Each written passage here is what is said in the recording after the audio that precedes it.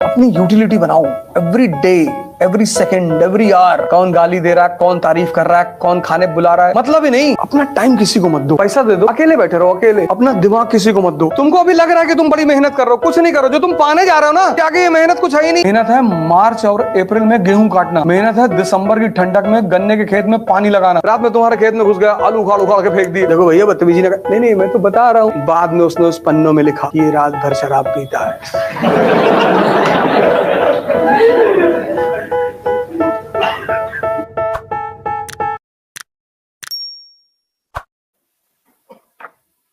ऐसे जीवन जिया करो। पर अगर तुम्हारे घर को लोग घेर लें तो छत पर पोजीशन ले लो, मार डालो बस 20 40 50 लोग। Self defence. हमें कुल्हाड़ी लेके तुम्हारे घर पे भागे जा रहे हैं और तुम ढोल बजाओगे सारनाथ मंदिर की तरह। से महमूद जब सारनाथ मंदिर की तरफ जा रहा था तो वहां के लोग ढोल बजा रहे थे, वह प्रकट कृपाला दीन दयाला, उस जाके लूट लिया। अगर सब पोजीशन ले लिए होते खटाखट खटाखट। जो कहना है वो करना नहीं है, और जो करना है सिंपल। किसी से मत बताना कि मैं आईएएस की तैयारी कर, बताना ही मत। कोचिंग कहाँ जाते हो? वो एक लड़की आती है इसलिए। जिंदगी में कभी तुम ये मत दिखाना कि तुम बहुत सीरियस हो। सब तुम्हारे पीछे पड़ जाएंगे ना, रिश्तेदार, रिलेटिव, नेबर, सब। लोगों को एक दिन ऐसे ही सुबह उठे और पता चले कि 10th रैंक आई इसमें, नाम चेक किया, तुम्हारे पापा का नाम चेक किया, गांव देखा, भागे तुम्हारे घर की तरफ और तुम कह दिए कि हम तो शिरडी टेम्पल में जाते थे तो फ्री में जो है वो सब क्वेश्चन में दिखाई पड़ गया हमको सपने में।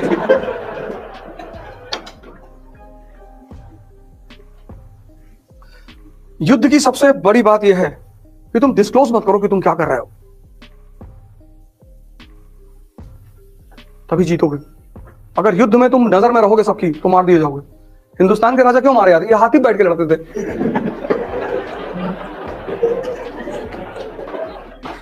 इनका मेन वजह यही था। पहला बैटल ऑफ पानीपत क्या है? इब्राहिम लोधी हाथी बैठा हुआ है। जब सब बजाज सुपर पे बैठे हैं, स्प्लेंडर पे बैठे, तू भी बैठ। अब जो आदमी बैटलफील्ड में हाथी में बैठा, उस पर निशाना लगाना कितना आसान है। 1556 second battle of Panipat, Hemu हाथी बैठा हुआ है। इन विदेशियों को भारतीयों को हराने में टाइम नहीं लगा, क्योंकि चेस के गेम में अगर राजा गया तो खेल खत्म। राजतंत्र में और चेस के गेम में अगर राजा गया तो खेल खत्म। ये हिंदुस्तानियों की सबसे बड़ी कमजोरी थी।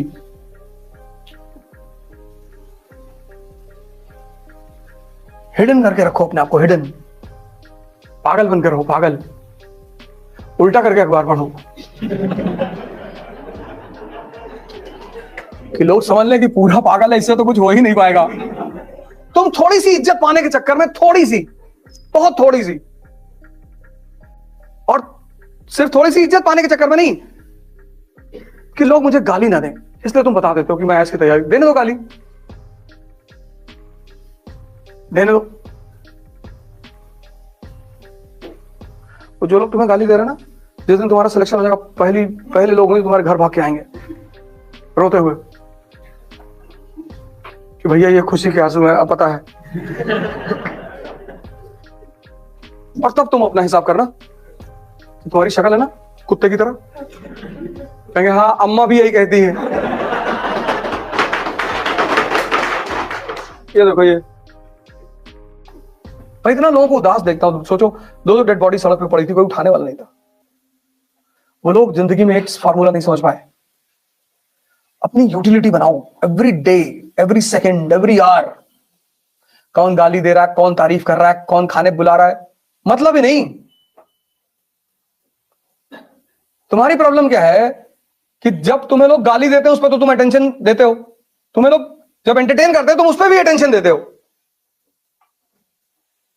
जब तुम तैयारी करने लगे, खूब सीरियसली आईएएस की तैयारी करने लगे, तुम्हें मजा आने लगा पढ़ाई में खूब,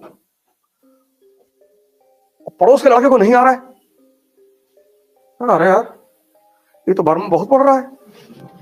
बोले तब बोले बताते रुको। बोले वर्मा, बोले हाँ गोवा चलोगे?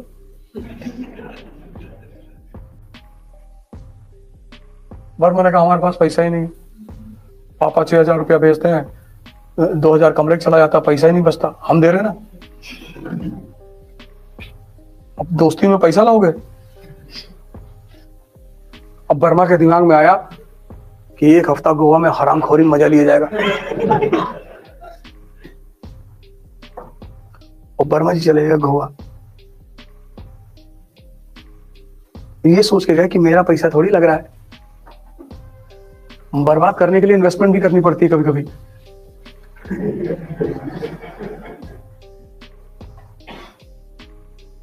अपना टाइम किसी को मत दो, पैसा दे दो, अकेले बैठे रहो, अकेले। नहीं पढ़ने मन कर रहा है, 10-15 किलोमीटर पैदल चले आओ। अपना टाइम किसी को मत दो, अपना दिमाग किसी को मत दो। सब राजा नहीं बन सकते, क्योंकि राजा एक अलग चीज है, इसलिए उसको बंगला भी तो उसी तरह मिलता है। क्लर्क लोग कॉलोनी में रहते हैं, राजा बंगले में रहता है, टीएम बंगला। 10 एकड़ में डीएम बंगला, अंदर टेनिस कोर्ट है, बैडमिंटन कोर्ट है, स्विमिंग पूल है, अपने शहर के गोल्फ क्लब का मेंबर है वो, टोल टैक्स नहीं देता।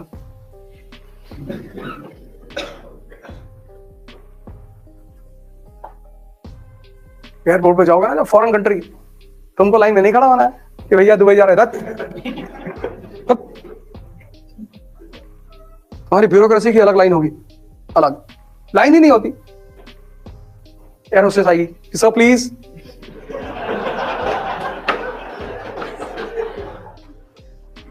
तुमको अभी लग रहा है कि तुम बड़ी मेहनत कर रहे हो, कुछ नहीं कर रहे हो। जो तुम पाने जा रहे हो ना, उसके आगे ये मेहनत कुछ है ही नहीं। और कौन सी मेहनत कर रहे हो? हिस्ट्री समझ रहे हो, उसमें कौन सी मेहनत है? मेहनत है हल चलाना खेत में। पढ़ना मेहनत नहीं है, मेहनत है मार्च और अप्रैल में गेहूं काटना, मेहनत है दिसंबर की ठंडक में गन्ने के खेत में पानी लगाना।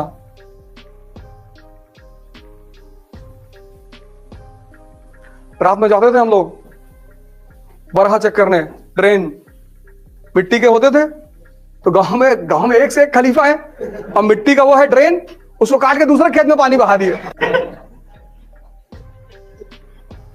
तो रात में 2 बजे जो है पिताजी बोलते थे कि भैया भैया जाओ चेक कर लो। अब फिर उसके बाद वो प्लास्टिक का पाइप आया, उसको काट दिए। गांव का जीवन बहुत चुनौतीपूर्ण है, बहुत। रात में तुम्हारे खेत में घुस गया, आलू उखाड़ उखाड़ के फेंक दिए, मटर काट डाले पूरी। और यही सब मजा है, वो भी करते हैं, हम भी करते हैं, और हम दोनों एक दूसरे को देख के मुस्कुराते हैं। पड़ोसी की भैंस गायब हो गई, भैया 1.5 लाख की लाए थे। अरे अरे कौन लेके चला गया? वो देख रहे हैं, कहना बहुत गलत हो जाएगा। क्या हम ले गए?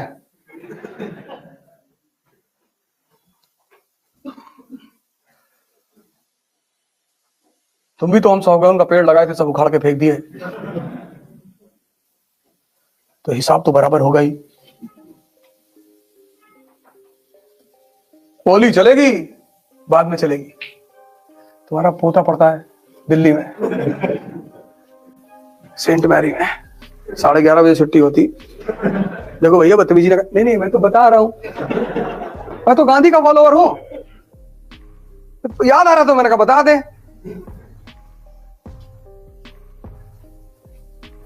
हमें कौन सा आईएएस देना है कि कैरेक्टर सर्टिफिकेट लगेगा? अब एक ही डर तो खत्म हो गया, कैरेक्टर सर्टिफिकेट। लेकिन मैं गांधी का पुजारी हूं, मुझे हिंसा से बहुत नफरत है।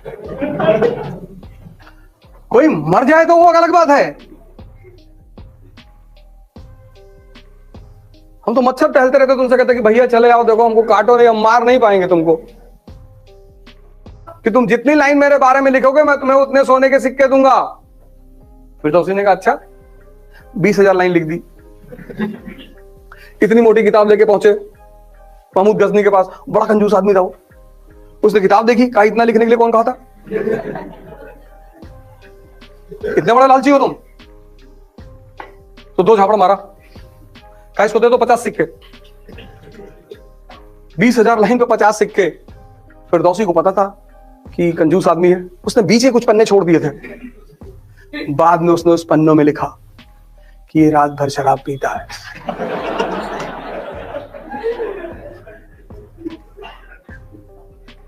आदमी समझदार है बहुत, महमूद बहुत समझदार आदमी है, धर्म का इस्तेमाल करना जानता है अपने इंटरेस्ट को पूरा करने के लिए।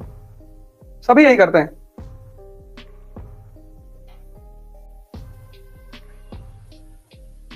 जब वो हिंदुस्तान की तरफ चलता था तो उसकी सेना में 10,000 लोग होते थे, सिर्फ 10,000। लेकिन 10,000 लोगों से कैसे लड़ेगा? तो जिहाद का नारा देता था वो। जैसे जिहाद बोलता था, मुसलमानों का इंटरेस्ट जुड़ जाता था। वो 10,000 की सेना 50,000 में बदल जाती थी। फ्री में लड़ रहे तो आओ।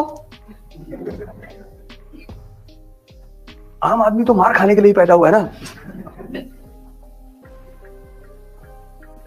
इमोशनल मत हुआ करो।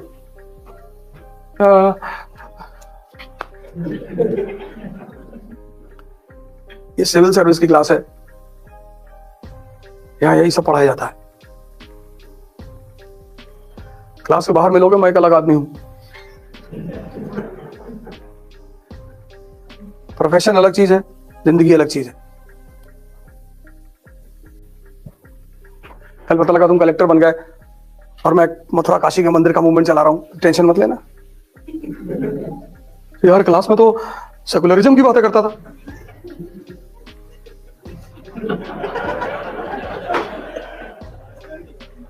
और लाठी चार्ज करने से पहले बता देना कि फायरिंग होने वाली है।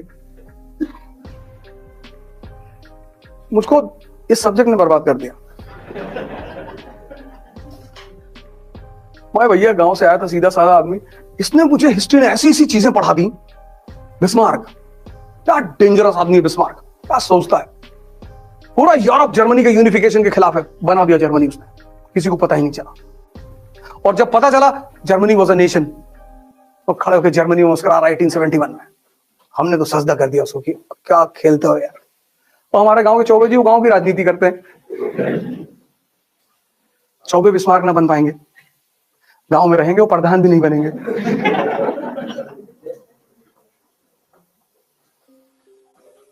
इतना जबरदस्त सब्जेक्ट है ये, इतना। लेकिन मेरे 2 ऑप्शन हो, दोनों विरोधाभासी, एक हिस्ट्री एक फिलॉसफी। एक ने पढ़ाया कि संसार माया है, तो एक बार विचार है कि यार हरिद्वार चले जाए।